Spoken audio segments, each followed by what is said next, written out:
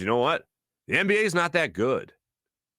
You can make the playoffs as a 500 team. You can make the playoffs as a couple games under 500 team.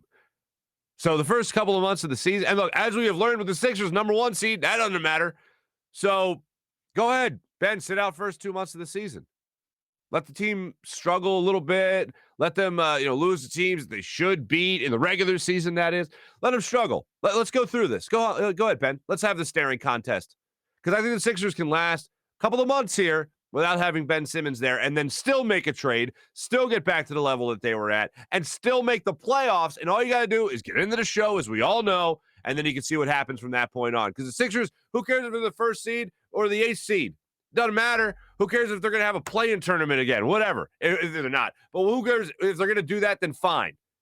I can, as a front office member, I'm hoping they can stick this out for a couple of months because it's not like the first couple of months of the season matter anyway. Just make the playoffs, man. It's beyond disappointing to me to see how Ben Simmons and his camp is handling this situation because what we want is Ben to identify that moment as the turning point in his own career, as I said earlier. Identify that moment as the turning point in your own career, and you can actually achieve an MVP conversation, getting in the MVP conversation, legit MVP conversation. And that's not out of the realm of possibility at all when you consider, as I always go back to this, the fact that the guy got an MVP vote and he doesn't even shoot the basketball. Not that he can't, so he chooses not to. And there's no other reason to believe that other than the fact that he's afraid.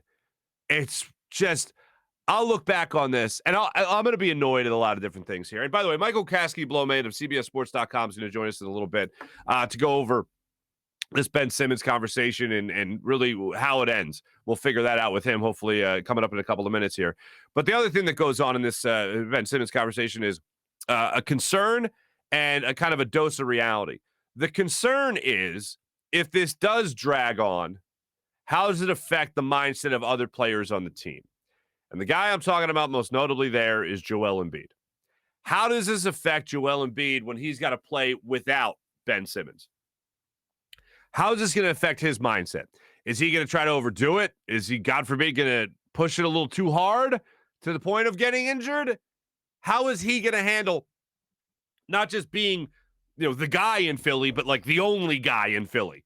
Because as much as I like Matisse Thybulle and Tyrese Maxey and Tobias Harris, Seth Curry, as much as I like those guys, and Danny Green, much as I like those guys, I don't see how they're going to carry the workload to be the same type of team that they were last year, minus Ben Simmons. So the guy that I see taking it all on his shoulders, taking it all on himself, is Joel Embiid. The last thing I want is him trying to do too much during the regular season so that you don't have him for long periods of time, or, God forbid, you don't have him for the playoffs. So to me, that's what I'm going to be cautious about going forward with this basketball team. The other thing is, again, just that standoff between the two and just sticking it out. And that's what the Sixers are going to have to do with Ben Simmons, because it's one of those things that I know it's going to annoy me. And this is what pissed me off so much when Joel Embiid actually said, Philly fans, y'all got to be better too. It's like, dude, everyone knew that was associated to Ben Simmons. And it's like, you were the one that also criticized him. You're the one that actually called him out there right there on the court after he passed up on that dunk and said, like, basically, what the hell was that? That's what it looked like on the court. And Ben was like, I didn't feel like I had it. What? And then Seth Curry also threw his hands up in the air, the whole thing.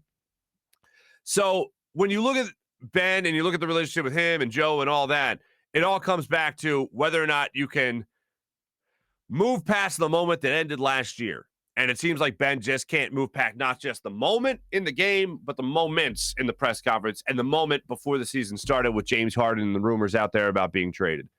Guy just does not want to be here anymore. And one of the most annoying things about that is I know there's going to be backlash towards the fan base of the 76ers as well as the city of Philadelphia. People will put this on another dumb list that they have of athletes that we ran out of town in Philadelphia, when in reality, it was the team that pissed off the player. And the player not being big enough to actually take that criticism, use it as motivation, or at least use it as an acknowledgement that you need to get better overall and all around as a basketball player. And instead go, meh, I don't like that. And then wanting to run away from it. It's awful. It's quite frankly pathetic. And no athlete in this city. No athlete that has ever played in this city that anyone would ever tolerate that type of attitude. And that's exactly what's going on right now with Ben Simmons. He just doesn't want to do it.